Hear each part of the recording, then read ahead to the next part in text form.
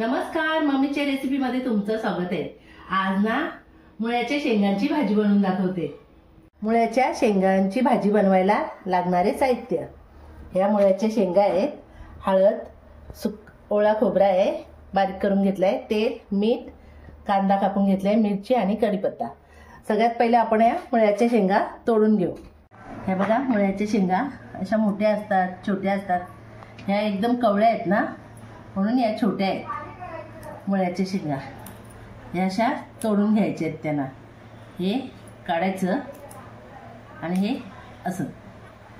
तुम्ही यांना काय बोलताय मला कमेंटमध्ये करून सांगू शकता। बघा, असे दोन दोन तुकडे करून हे अशा तोडून घेते। अशाच प्रकारे हे सगळ्या शेंगा तोडून घेते। हे बघा, अशा मी तोडून घेतल्या त्या शेंगा। आता याला मी धुवून घेते, या शेंगांना मुळ्याच्या स्वच्छ 2-3 पाण्याने धुवून घ्यायचे।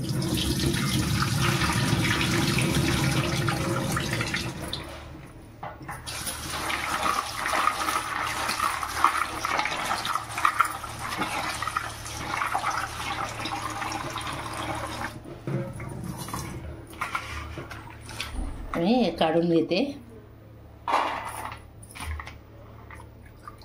असे 2-3 पाण्याने धुतले ना एकदम साफ होतात। आणि हे एकदम कवळे आहेत, मोठ्या शेंगा नाही, मोठ्या मोठ्या पण असतात एवढ्याल्या नाही, एकदम छोटे छोटे होते ना, म्हणून मी असे 2-2च खाली तुकडे केले त्याचे। हे बघा, चला आता आपण गॅस पेटवू। गॅसवर कढई ठेवते, तेल टाकून घेते।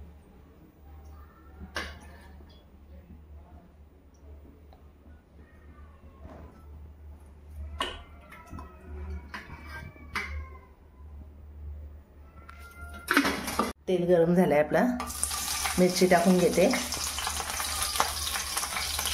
कढीपत्ता आणि हा कांदा।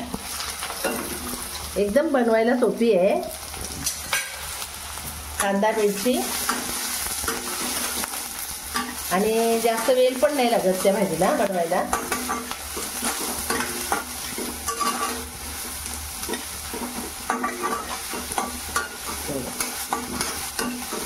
आम्ही लहान असताना ना, आमचे आई वडील हे शेंगा तोडून शेतातून आणायच्या, मुळा भाजी लावली तर मुळ्या भाजीचं बी करायसाठी त्या शेंगा ठेवायच्या, आणि मग त्या कवळ्या कवळ्या घेऊन यायच्या मुळा भाजीच्या शेंगा।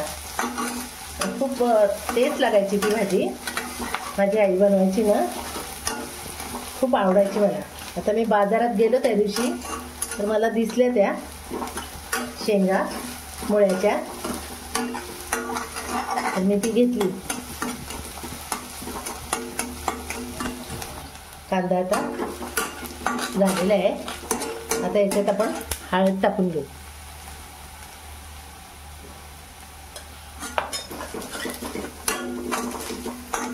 हळद टाकल्यावर पण आपल्याला ढवळायचं आहे व्यवस्थित, म्हणजे आपली हळद पण शिजून जाते तेलात। आणि या मुळ्याच्या शेंगा टाकून द्यायचे।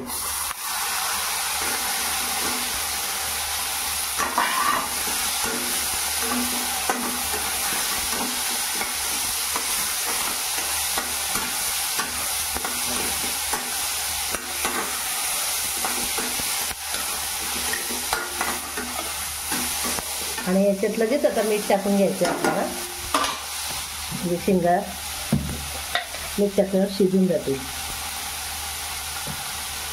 चवीपुरतं मीठ,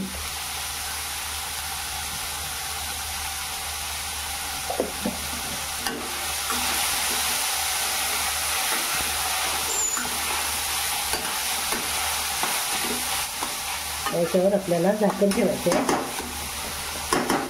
आणि गॅस बारीक करायचे।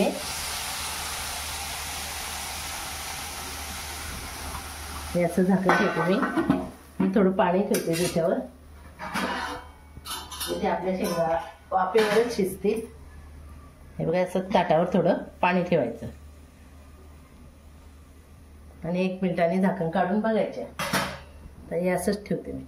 चला आता आपली भाजी झाली का बघू. हा पाणी ठेवलंय काढून, हे बघा.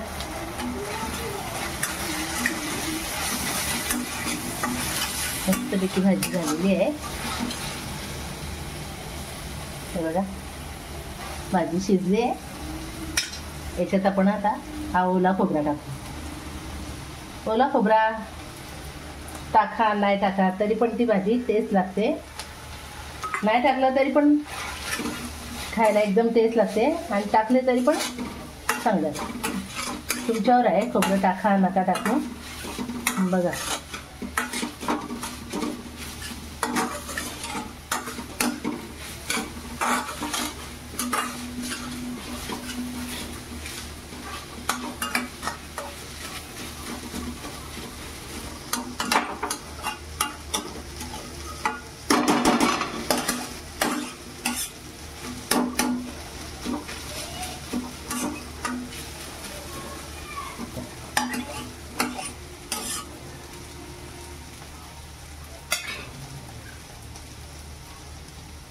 ते कोथिंबीर टाकते मी.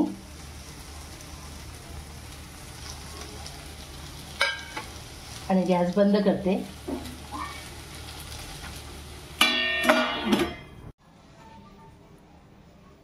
माझी जर रेसिपी तुम्हाला आवडली असेल तर लाईक करा, कमेंट करा, सबस्क्राईब करायला विसरू नका.